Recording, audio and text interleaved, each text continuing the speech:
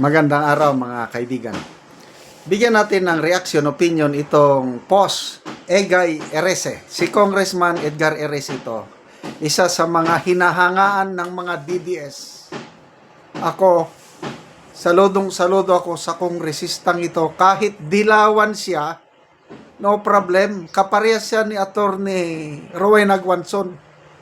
Dilawan na may paninindigan, may prinsipyo, ang iniisip ang kapakanan ng bansa ng taong bayan.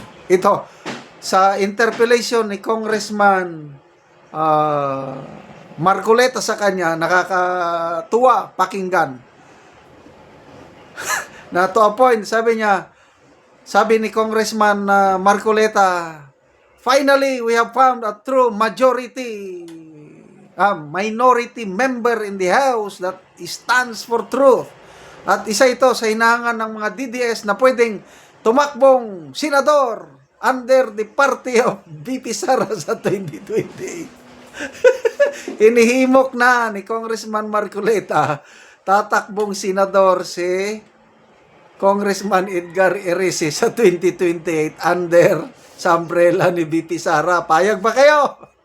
Pakinggan natin ang ganda yung interpellation nito. Ako ng isang true member ng minority. Panakuhan nyo rin po ang aking respeto ngayong hapon na ito. One of the stalwarts of the Liberal Party, Mr. Distinguished colleague, kung ano po ang role ng minority dito sa House.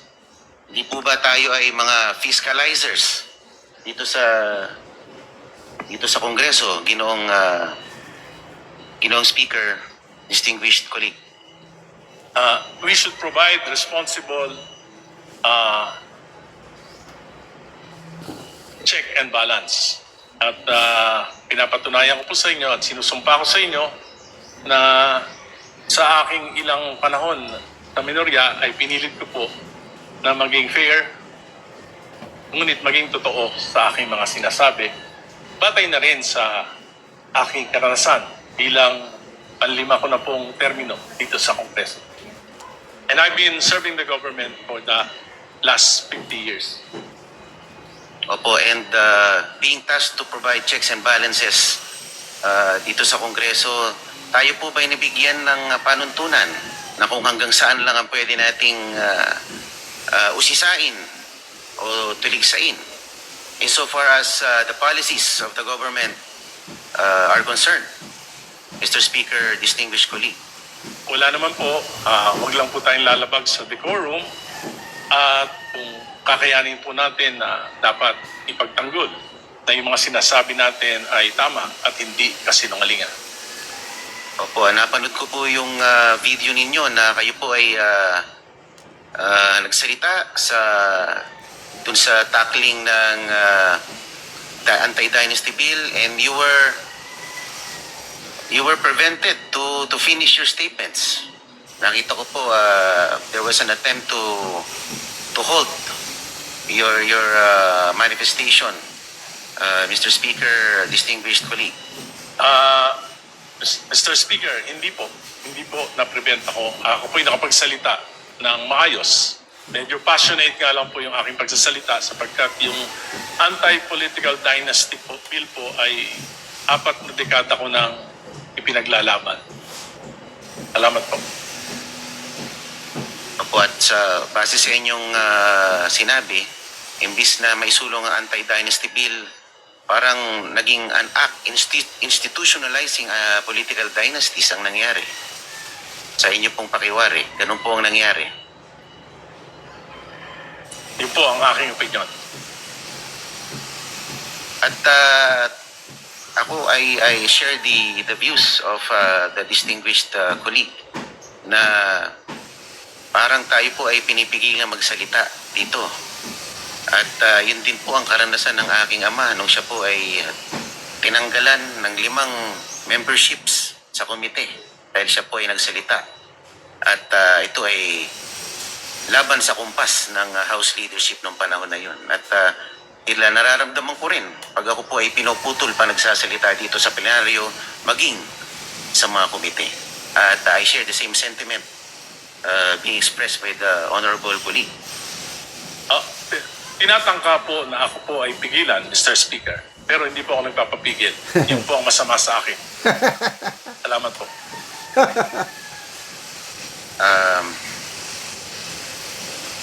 Yung po bang pagiging senior deputy minority leader, meron po bang itong kaakibat ng mga kondisyones para kayo italaga sa posisyong iyon? Wala naman po at nagpapasalamat nga po ako sa ating minority leader dahil pinaglaban tayo hanggang sa huli. At maluwag naman po sa aking kalooban na bumitaw sa aking posisyon. At binanggit ko lang po ito upang sa ganon ay hindi na maulit.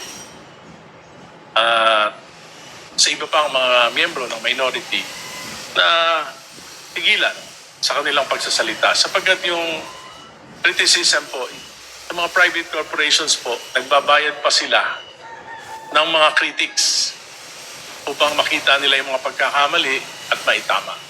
Para sa akin po, yung aking mga criticisms, bagamat matalim, ay may layunin na maitama yung mali, lalo na kung para sa kapakinabangan ng pamahalaan at ng ating mamamayan.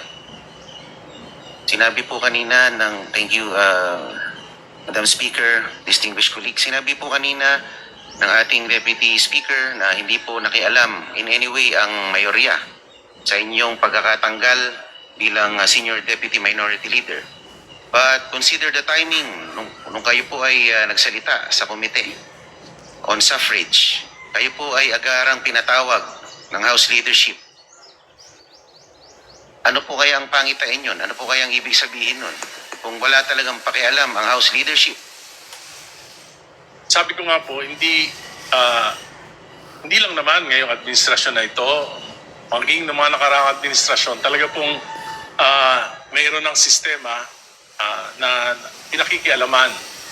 Noong panahon po ni Pangulong Duterte, magkakasama po kami ni late Edsel Lagman.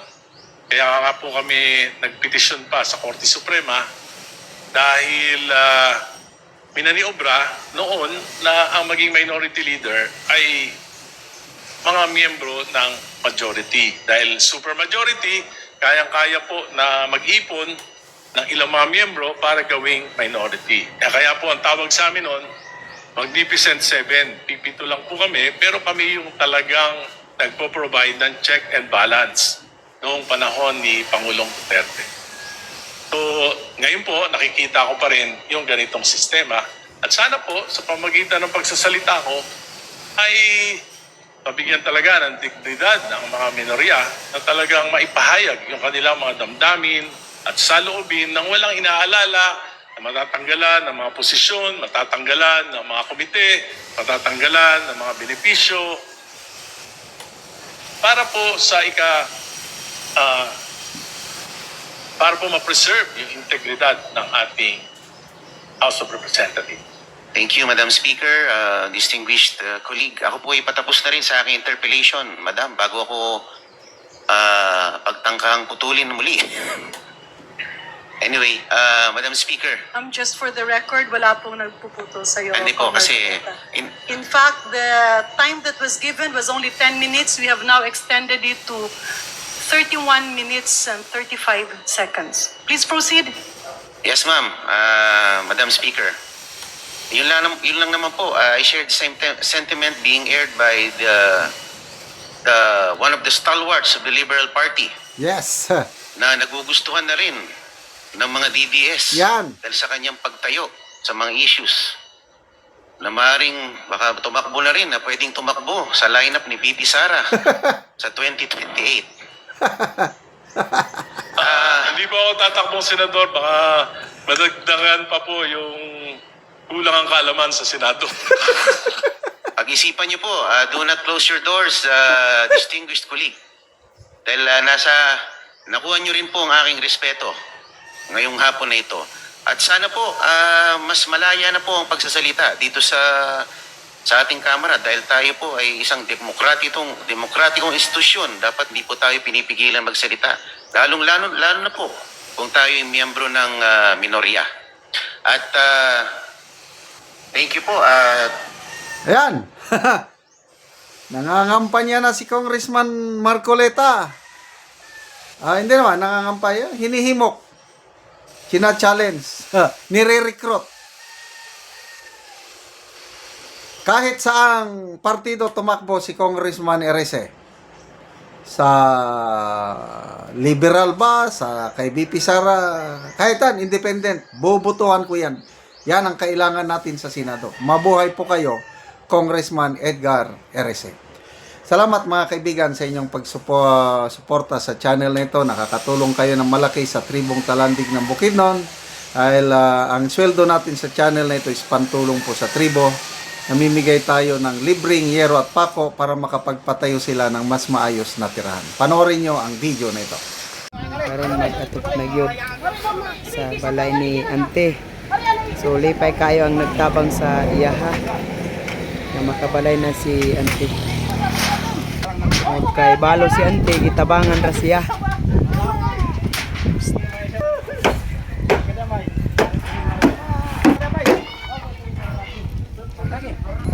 Kabalay na gyud si Ante.